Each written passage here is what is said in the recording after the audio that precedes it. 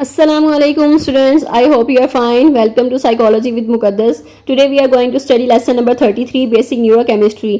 जैसे कि हम जानते हैं PSY 610 neurological basis of behaviour, इसमें जितने भी आपका बिहेवियर है उस पर आपकी न्यूरोलॉजी जो ब्रेन है वो कैसे इफेक्ट कर रहा है, आपका ब्रेन जो न्यूरो ट्रांसमीटर्स हैं वो कैसे इफेक्ट हो रहे हैं और वो उनका जो बिहेवियर पे किस तरह इफेक्ट हो रहा है वो सब कुछ हम स्टडी कर रहे हैं. दैट इज़ मोस्ट इंटरेस्टिंग है.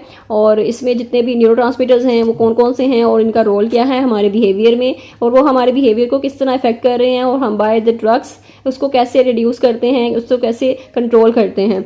सो that is the main thing. And then major neurotransmitter अब नेक्स्ट हमारा है. Last time we discussed about dopamine and then now we have catecholamine.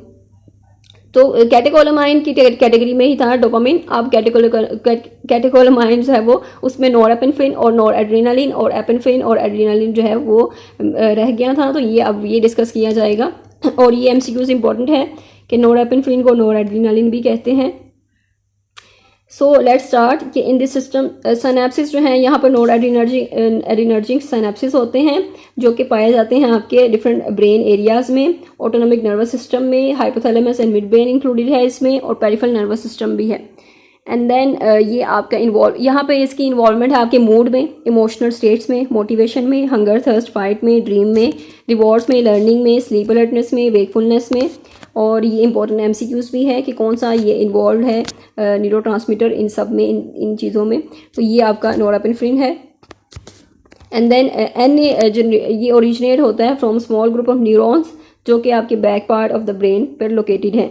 This is also important MCQs.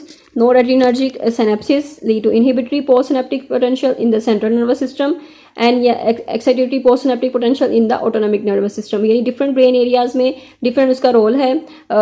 inhibitory postsynaptic है CNS में और excitatory है आपके autonomic nervous system में. So noradrenergic neurons जो हैं वो रिलीज नहीं होते neurotransmitter from terminal buttons, but ये कहाँ से रिलीज होते हैं? The release through the external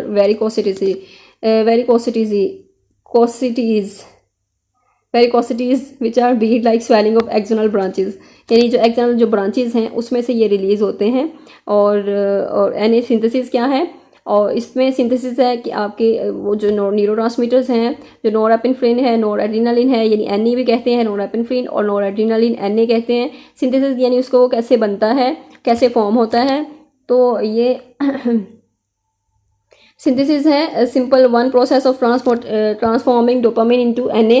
so dopamine को ही हम ट्रांसफॉर्म करते हैं. एनए में डोपामिन ही ज़रूरी है. अगर हम इसको भी सिंथेसिस रोकना चाहते हैं तो डोपामिन को हम कर सकते हैं, डोपामिन को ब्लॉक कर सकते हैं जिसकी वजह से इसकी सिंथेसिस भी ब्लॉक हो जाएगी.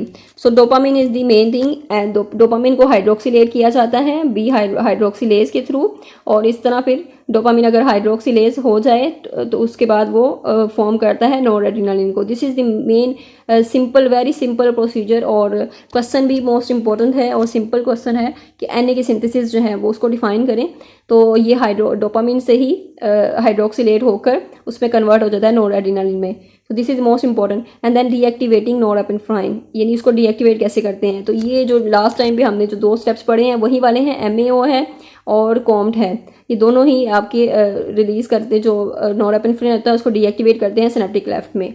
और देन नॉर एड्रीनर्जिक पाथवेज हैं. इसमें मेजर पाथवेज जो हैं वो डोर्सल बंडल है, वेंट्रल बंडल है. और इसमें कुछ एरियाज़ हैं जिसको उन्होंने नेम जो है वो मेंशन कर दी हैं. A6 है जिसमें डोर्सल बंडल है और लोकस कैरिलस है. और डिफरेंट जो है वो इन्होंने A1 2 3 4 5 7 और डिफरेंट इनके फंक्शंस हैं और डिफरेंट एरियाज़ हैं. यहाँ पर इंपॉर्टेंट जो एमसीक्यूज आते हैं मोस्ट रिपीटेड होते हैं वो रिसेप्टर्स हैं कि जो बीटा अल्फ़ा रिसेप्टर्स हैं उनमें वो किस फंक्शंस में इन्वॉल्व हैं. जैसे कि रिसेप्टर A1 है तो इसका जो कहाँ पर पाया जाता है, पोस्टसिनेप्टिक है और ब्लड वेसल्स में, स्प्लीन में, पेरिफेरल टिश्यूज़ में. एंड देन A2 जो है वो कहाँ पर पाया जाता है और उसकी जो फंक्शंस हैं वो क्या हैं. बीटा 1 है, बीटा 2 है. तो बीटा 1 कहाँ पर पाया जाता है, या हार्ट में, सेरिब्रल कॉर्टेक्स में है. एंड बीटा 2 जो है वो हाई कॉन्सेंट्रेशन है लंग्स में एंड सेरिबेलम में.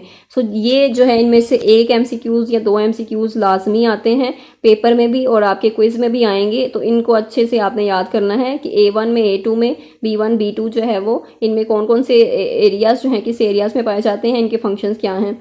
और जो हाईलाइटेड हैं यही MCQs होते हैं। And then steps in NA synthesis where drugs can modulate action, कि NA सिंथेसिस में बताएं कि जो ड्रग्स हैं वो कैसे मॉड्यूलेट करते हैं, आपके जो एक्शन है, आपका जो बिहेवियर है, ड्रग्स किस तरह उसको चेंज करता है। तो ये आपके सिंपल स्टेप्स हैं। डोपामिन के पहले हमने स्टेप्स पढ़े हैं, कुछ इस तरह के ड्रग्स हैं जो कि डोपामिन को इफेक्ट कर रहे होते हैं। डोपामिन से यानी हमारे बिहेवियर जो है वो कंट्रोल होता है, तो हम डोपामिन को कंट्रोल करके अपने बिहेवियर को ठीक करते हैं या डिसऑर्डर्स को हम उसको ठीक करते हैं।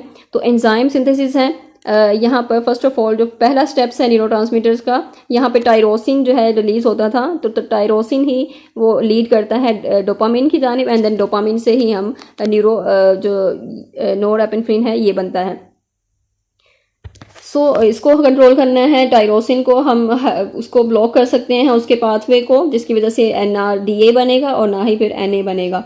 तो सेकंड स्टेप है एंजाइमेटिक सिंथेसिस में, जिसमें डोपामिन को हाइड्रोक्सिलेट करके हम उसको न्यूरोट्रांसमीटर बनाते हैं, न्यूरोट्रांसमीटर नहीं, नोरेपेनेफ्रिन बनाते हैं।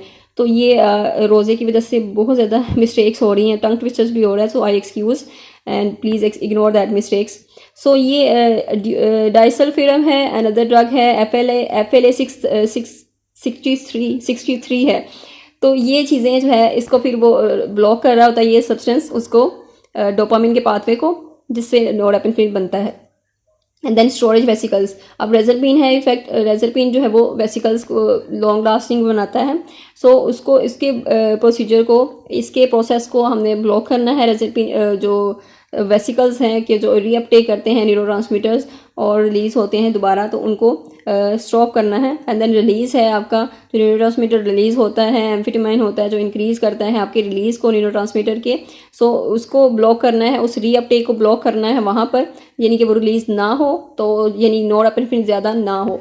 And then post receptor site interaction है, यानी पोस्ट रिसेप्टर जो इंटरेक्शन होती है उसको ब्लॉक करना है, उसके पाथवेज को, रिसेप्टर्स के पाथवेज को ब्लॉक करना है, रीअपटेक को ब्लॉक करना है। एंड देन इसी तरह ये सारे ब्लॉक करने के लिए यूज़ होते हैं कुछ ड्रग्स यूज़ होते हैं जो सिनेप्टिक क्लेफ्ट में काम कर रहे हैं, कुछ आपके रिसेप्टर पे, पोस्ट रिसेप्टर पे काम कर रहे हैं, कुछ आपके वेसिकल्स को इफेक्ट कर रहे हैं। तो ये सारी चीज़ें न्यूरोट्रांसमीटर को कंट्रोल करने के लिए ड्रग्स इस तरह के यूज़ किए जाते हैं जो डिफरेंट इफेक्ट होता है जिनका, और वो आपके उसको कंट्रोल करते हैं न्यूरोट्रांसमीटर की रिलीज़ को, ताकि आपके जो डिसऑर्डर्स हैं उसको ट्रीट किया जाए। And then neurotransmitter and behaviour, ये इंपॉर्टेंट आपके क्वेश्चन है, और क्वेश्चन में भी पूछा जा सकता है कि न्यूरोट्रांसमीटर का, नोरेपेनेफ्रिन का जो रोल है बिहेवियर में वो क्या है। सो अराउजल में क्या रोल है उसका, तो अराउजल और इलेक्ट्रिकल एक्टिविटी जो ब्रेन की होती है वो कोरिलेट करती है विद इंक्रीज इन नोरेपेनेफ्रिन, यानी जितना वो ज़्यादा होगा उतना ही वो बिहेवियर जो है अराउजल का वो भी उतना ही ज़्यादा होगा। सो अगर हम इनहिबिट करते हैं that leads to increase in available NA which leads to increase in arousal. तो यानी जब जितना NA होगा, को रिलेटेड है दोनों आपस में, जितना NA होगा रिलीज उतना ही ज़्यादा आपका जो बिहेवियर है वो आपका एक्टिव होगा, अराउजल स्टेट होगी आपकी। और स्ट्रेस में भी NA जो है लेवल्स ऑल्सो इंक्रीज, यानी स्ट्रेस में भी नोरेपेनेफ्रिन ज़्यादा बढ़ जाता है, और ये NA जो है leads to state of arousal, excitation and increase activity. तो ये दिस इज़ मोस्ट इंपॉर्टेंट, और MCQs इंपॉर्टेंट है जो हाईलाइटेड हैं।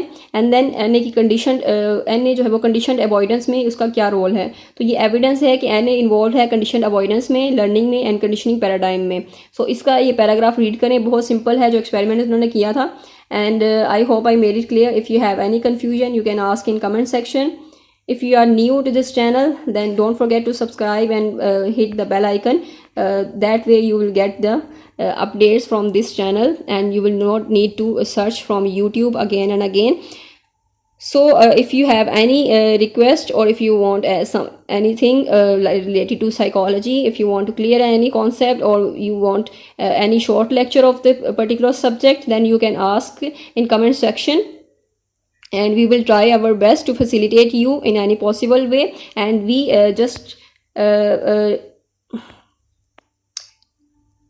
just want some